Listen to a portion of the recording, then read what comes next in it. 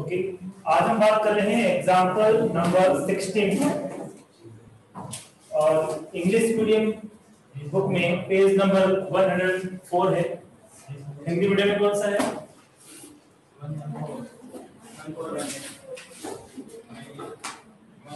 114। Okay,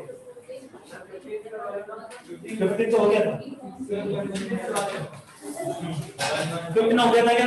हाँ sir, हो गया था। करंट अकाउंट का एडजस्टमेंट था, ठीक है। तो 15 की बात करते हैं और सबसे पहले हम लोग रिवैल्यूएशन अकाउंट कंप्लीट करेंगे। तो बनाइए फॉर्मेट रिवैल्यूएशन अकाउंट।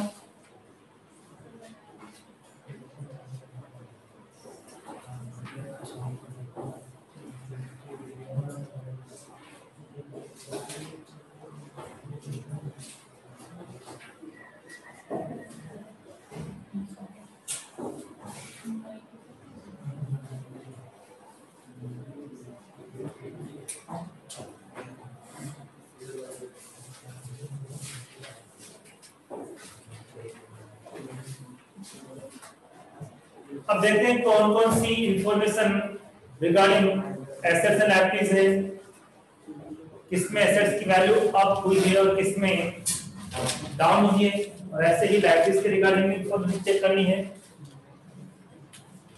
क्या फर्स्ट इंफॉर्मेशन रिवैल्यूएशन अकाउंट को इफेक्ट करेगी? फर्स्ट इंफॉर्मेशन रिगार्डिंग गुडविल है और गुडविल की इंफॉर्मेशन रिवैल्यूएशन अकाउंट को इफेक्ट नहीं करती है। प्राइवेट अकाउंट मैंने बताया नहीं, बिफोर 3 ईयर जो बुक थी उसमें हम गुडविल को भी रिवैल्यूएशन अकाउंट में लिख सकते थे, रॉन्ग नहीं था। बिफोर 3 ईयर जो ओल्ड बुक्स थी उसमें गुडविल को मेंशन किया गया है, वहां दोनों बातें थी, आप लिख भी सकते हो और नहीं भी। और इसके पीछे जो रीजन दिया था कि हम लोग इसको रिवैल्यूएशन अकाउंट लिखते हैं तब इसका डिफरेंस कहां जाता है? पार्टनर्स कैपिटल अकाउंट में, ठीक है।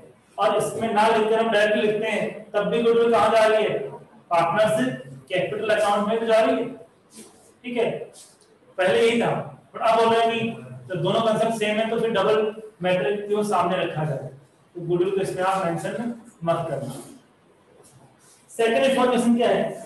Land was to be appreciated by 40%। Land को कितने परसेंट से एप्रिशिएट किया, मतलब बढ़ाया गया है? 40%। अब लैंड एप्रिशिएट हुई है, बड़ी है, किस तरह हमें इस वैल्यू को रिकॉर्ड करना है? डेबिट साइड में, क्रेडिट साइड में? एप्रिशिएट क्रेडिट साइड में। तो बाय कितना अमाउंट आएगा? 20,000। एक्चुअली लैंड की वैल्यू थी 1 लाख और 1 लाख का जो 40% होता है, 1 लाख का कितना परसेंट? 40%। 3 लाख 20,000। हाँ, 3,20,000। But building was to be depreciated by 1 lakh. Building पे हमने डेप्रिसिएशन लगाया है और डेप्रिसिएशन लगाने से उसकी वैल्यू डाउन होती है।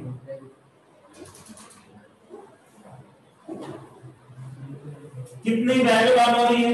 1 लाख रुपीस से वैल्यू डाउन हो रही है। Then furniture was to be depreciated by 30,000 और फर्नीचर पर भी हमें डेप्रिसिएशन चार्ज करना है और इससे फर्नीचर की वैल्यू भी डाउन हो जाएगी। तो टू फर्नीचर कितना अमाउंट आएगा? 30,000। आई थिंक यहां तक किसी भी स्टूडेंट को कोई प्रॉब्लम नहीं है। फिर हम बात करते हैं नेक्स्ट इंफॉर्मेशन की। The liabilities for workmen compensation fund was determined at 1,60,000। कितनी है? 1,60,000 है, बट हमारे पास जो फंड ऑलरेडी बना हुआ वो कितना है? 360। फंड ज्यादा है ना, और फंड जब ज्यादा होता है लायबिलिटीज से तो कभी भी किसमें नहीं आता? इसमें नहीं आता, बल्कि हमारे पास अभी भी रिमेनिंग अमाउंट है, बैलेंस है उसमें। तो उस बैलेंस अमाउंट का हमें करना क्या होगा? पार्टनर्स कैपिटल अकाउंट में हम उसको डिस्ट्रीब्यूट करेंगे, बट उसके बाद हम तब करेंगे जब पार्टनर्स कैपिटल अकाउंट हम प्रिपेयर करेंगे।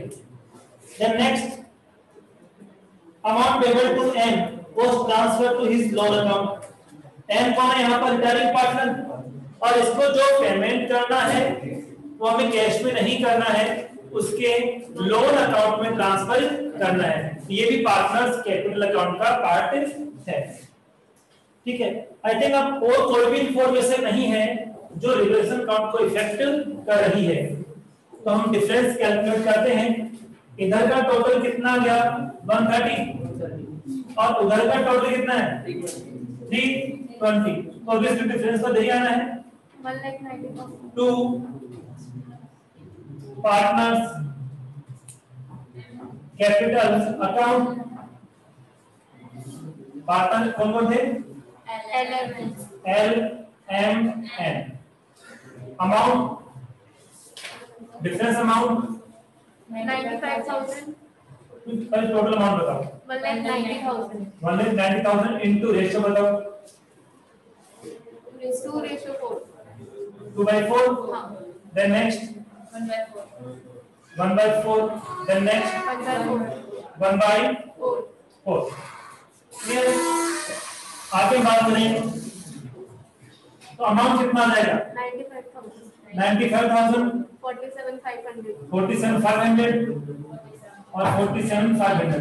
इस तरह से टोटल बाहर भी हम कितना यूज करेंगे? 320। Is it clear? क्या कोई प्रॉब्लम है आपको? किसी को भी नहीं है? ठीक है, अब हम बात करते हैं partners capital account.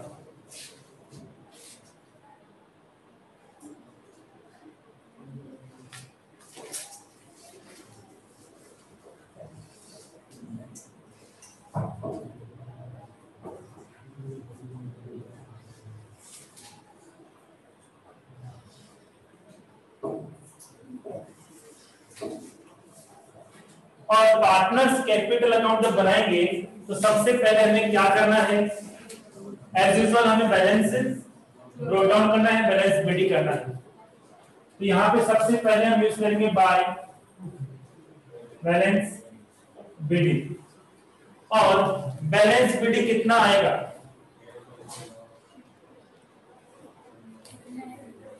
Balance BD हमारी क्वेश्चन में कितना गिवन है? 6 लाख 480 और 480। देन यहां पर न्यू पार्टनर की कैपिटल रिगार्डिंग कोई डिस्कशन नहीं होगा, बट जो पार्टनर रिटायरमेंट ले रहा है वो अपने गुडविल रिमेनिंग पार्टनर से लेके जाएगा। और कौन से रेशियो में लेके जाएगा? गेन रेशियो में लेकर जाएगा। अब गेन रेशियो गिवन है या फिर कैलकुलेट करना होगा? यहाँ पे हमें ऑल रेशियो तो ऑलरेडी गिवन है, और ऑल रेशियो क्या है? 2:1 but regarding new ratio I think there is no information. तो फिर हमें एक नोट मेंशन करना होगा। वो नोट क्या है? In the absence of any information old ratio is known as gain ratio and new ratio. Gain और ओके, तो यहाँ पर गुडविल अकाउंट एग्जिस्ट है या नहीं है? यहाँ पे गुडविल अकाउंट एग्जिस्ट नहीं है, होती तो राइट ऑफ कर देते। बट जो गुडविल है फर्म की 6 लाख रुपीस है, और न्यू पार्टनर क्या 6 लाख रुपीस कंप्लीटली लेके जाएगा? कंप्लीटली लेकर नहीं जाएगा। तो 6 लाख में से एन का शेयर कितना है? 1/4। 1/4 का मींस क्या हुआ? 150।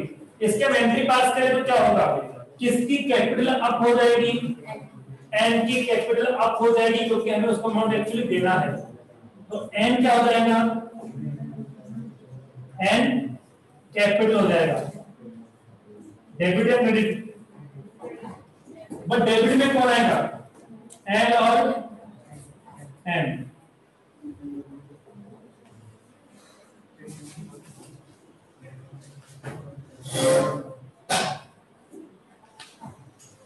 बताइए कितना अमाउंट आएगा? यहां तो 150 आएगा। अब उनका रेशो 2:1 2:1:1 बैक ऑन ये क्या, तो उनका गेन रेशियो क्या रहेगा 2:1। इस 150 को 2:1 में हमें डिस्ट्रीब्यूट करना है, बताओ कितना आएगा 1,50,000। But both side partners capital account use हो रहा है, इट मींस इसकी एंट्री जो बनेगी वो सिंपल एंट्री नहीं होगी, कॉन्ट्रा एंट्री होगी। तो में किसको यूज करना है, एंस कैपिटल अकाउंट, बट अमाउंट एन के कॉलम में नहीं आएगा। अमाउंट किसके कॉलम में आएगा, एल और एन। कितना 1 लाख रुपीस और 50,000 रुपीस। बट इधर हम बात करें तो यहाँ पे एल्स कैपिटल और एम्स कैपिटल, अमाउंट कितना आएगा। तो अमाउंट की बात करते हैं, अमाउंट वही आएगा जो सबसे पहले लिखा था हम लोगों ने, केवल कॉलम चेंज होगा। आई थिंक यहां तक आपको कोई प्रॉब्लम नहीं है। इसके बाद नेक्स्ट जो स्टेप है वो ये है कि अपने पास कोई भी रिजर्व और सरप्लस का टॉपिक है, रिजर्व है, उसको डिस्ट्रीब्यूट करना है। हम किसमें में चेक करते हैं, जनरल रिजर्व 440 के हैं, तो बाय जनरल रिजर्व 440 को हमें डिस्ट्रीब्यूट करना है 2,20,000, 1,10,000। Is this clear? अब क्या वर्कमैन कंपनसेशन फंड में कुछ बैलेंस रिमेनिंग था क्या? टोटल अमाउंट जो था वर्कमैन कंपनसेशन का वो 360 था, बट जो लायबिलिटी डिटरमाइन हुई थी, फिक्स हुई थी, 160 की थी। तो 160 हम पे भी कर देंगे, तो रिमेनिंग अमाउंट कितना आ रहा है 2 लाख रुपीस। उस 2 लाख रुपीस को हमें क्या करना है, डिस्ट्रीब्यूट कर देना है। तो 2 लाख को डिस्ट्रीब्यूट करके बताइए कितना आएगा, 1,50,000 and 50,000। क्लियर? आगे हम बात करते हैं इसके अंदर एसेट साइड में हमारे पास कोई भी डेफर्ड रेवेन्यू एक्सपेंडिचर या कोई भी फिक्टिशियस एसेट्स नहीं है। ठीक है, इतनी इंफॉर्मेशन कंप्लीट करने के बाद आप कौन सी इंफॉर्मेशन लिखते हैं, रिवॉल्यूशन अकाउंट। और यहां पे रिवॉल्यूशन अकाउंट हमें किधर लिखना है, बाय, एक्चुअली प्रॉफिट था ना, तो प्रॉफिट से कैपिटल क्या होती है, अप होती है, और कैपिटल अप होती है तो सीआर करते हैं। कितना कितना नोट आएगा, 95,000, 47,500 और 47,000। ठीक है, इसके बाद हम आगे बात करते हैं इसमें और क्या इंफॉर्मेशन गिवन है वो देखते हैं। तो सबसे पहले तो जो पार्टनर रिटायरमेंट ले रहा है उसके लिए क्या इंफॉर्मेशन गिवन है कि उसको जितना भी अमाउंट पे करना है वो कैसे पे करना है, कैश में पे करना है या लोन में ट्रांसफर करना है, लोन में ट्रांसफर करना है। तो यहाँ पे दिया कौन है, एन। तो 2 एन का अमाउंट कहाँ जाएगा, एन लोन में। तो आप मुझे कैलकुलेट करके बताइए कि एन का डिफरेंस कितना है।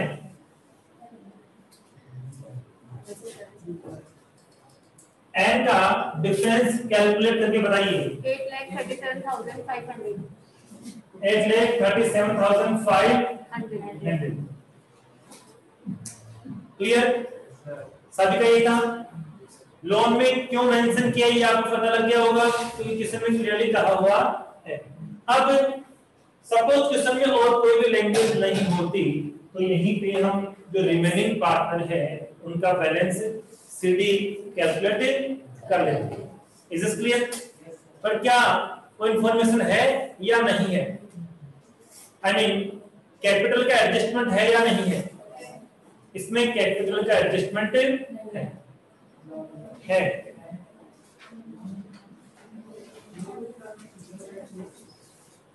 क्या ध्यान से पढ़िए पूरे बोलेंगे।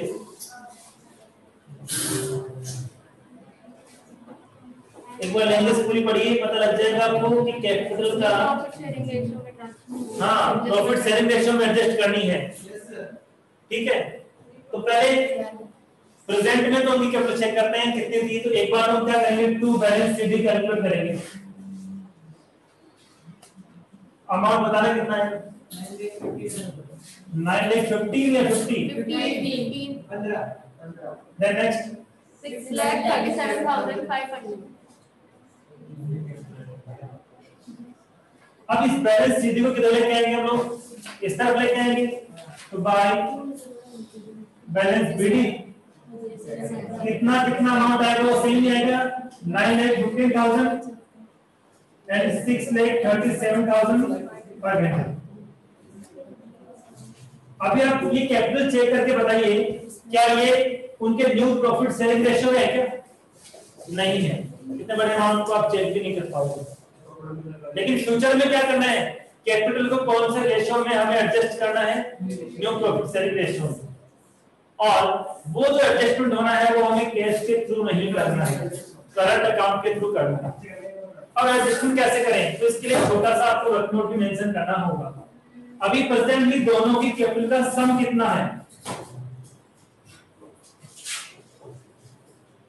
दोनों की कैपिटल का सम कितना होगा, टोटल कितना होगा एक्चुअली मुझे बताइए आप। 15,52,500। 15,52,500 किसकी कैपिटल है, रिमेनिंग पार्टनर। अब ये कैपिटल फ्यूचर में कौन से रेशियो में रहेगी, न्यू प्रॉफिट शेयरिंग रेशियो में रहेगी। और न्यू प्रॉफिट शेयरिंग रेशियो कितना है, इंफॉर्मेशन तो थी ही नहीं, तो 1:1, तो इसको हमें कौन से रेशियो में डिवाइड करना है, तो 1:1। आप बताइए 15 में 52,500 को 2/3 हम डिस्ट्रीब्यूट करेंगे, कितना आएगा, 10,35,600। नेक्स्ट 5,17,500। ये कौन सी कैपिटल है, न्यू कैपिटल। बस मिस्टेक आएगी क्योंकि 6 और 5 को हम प्लस करें तो 5 तो नहीं ना, यहाँ 0 है।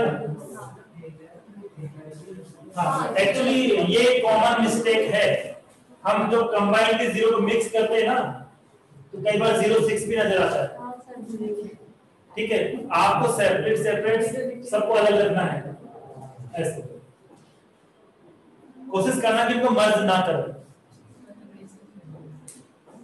क्लियर, तो ये कौन सी कैपिटल है, न्यू कैपिटल है। फ्यूचर में उनकी कैपिटल कितनी होनी चाहिए, ये होनी चाहिए। क्लियर,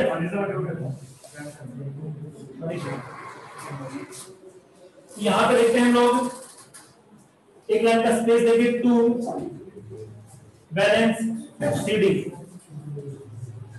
कितना कितना आएगा, 10,35,000 और इसका 5,17,500। अब इसका जो डिफरेंस आएगा, इसका जो डिफरेंस आएगा वो किसके थ्रू हमें रिकॉर्ड करना होगा, करंट अकाउंट के थ्रू हमें रिकॉर्ड करना होगा। ओके, तो किस तरह करंट अकाउंट आ रहा है, दिस साइड और दिस साइड, दोनों side. To current account, debit side में किसका आ रहा है, एम का कितना, 1,20,000। सर एम का 1,20,000 और एल का भी यही आ रहा है, इस साइड क्रेडिट में बाय करंट अकाउंट कितना आ रहा है, इसी में है ना। हाँ। इज दिस क्लियर, इस तरह से हमारा कौन सा अकाउंट कंप्लीट हो गया है, पार्टनर से करंट अकाउंट कंप्लीटेड हो गया है। क्या यहां तक कोई प्रॉब्लम है आप लोगों को, रिवैल्यूएशन अकाउंट में और पार्टनर्स कैपिटल अकाउंट में कोई प्रॉब्लम नहीं है, ठीक है। अब इसके बाद हमें क्या बनाना है, क्या प्रिपेयर करना है, बैलेंस शीट हमें प्रिपेयर करना है। इनको मैं रेज नहीं कर रहा हूं क्योंकि ये हमारी हेल्प करेंगे बैलेंस शीट बनाने में। डायरेक्टली मैं बता रहा हूं कि बैलेंस शीट किस तरह से प्रिपेयर करेंगे। सर एक बार इसका टोटल निकालो ना, एल का। एल का टोटल है, सभी डिफरेंस निकालने के बाद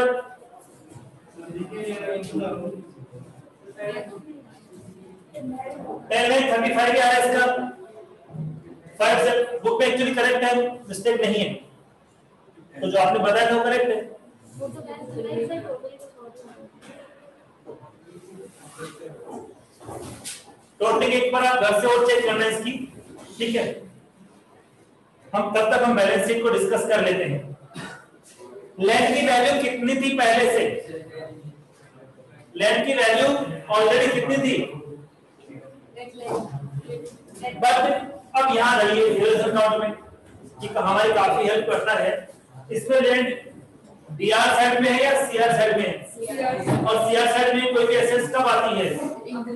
इंक्रीज होती है। तो कितना प्लस करना आप लोगों को? 3,20,000। तो 8 लाख पहले से है, 320 अब हो गई 11,20,000 रुपीस, ठीक है। फिर इसके अंदर है बिल्डिंग। बिल्डिंग किस तरह है? उधर कोई भी एसेट्स कब आती है? जब उसकी वैल्यू इसको हमें क्या करना है? रिड्यूस करना है। और हमारे पास बिल्डिंग की वैल्यू 6 लाख रुपीस थी, 1 लाख हम रिड्यूस करेंगे, 5 लाख रुपीस जाएगी, 5 लाख रुपए आ जाएगी। फर्नीचर के रिगार्डिंग क्या इंफॉर्मेशन है? वैसे 240 था और फर्नीचर की किस तरह है?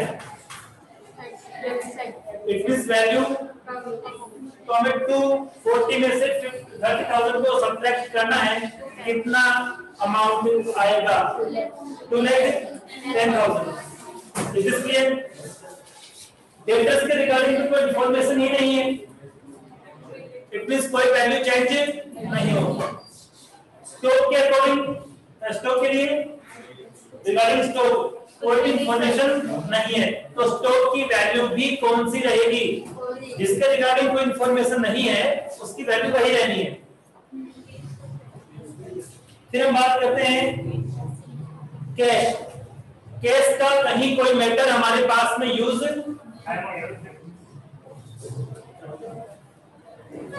कैश का हमारे सामने कोई मैटर नहीं है, और जब कैश का कोई मैटर नहीं है तो फिर कैश में भी चेंज नहीं होगा। लायबिलिटीज की बात करते हैं, कैपिटल कौन सी आएगी?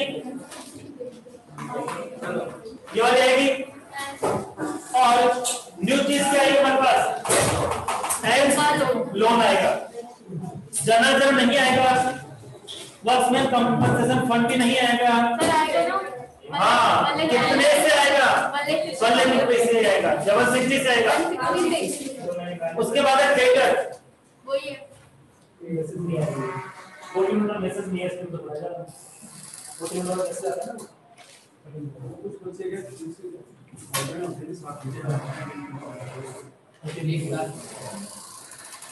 ठीक है।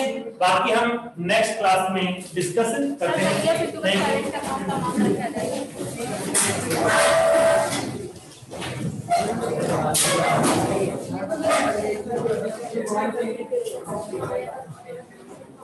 यू।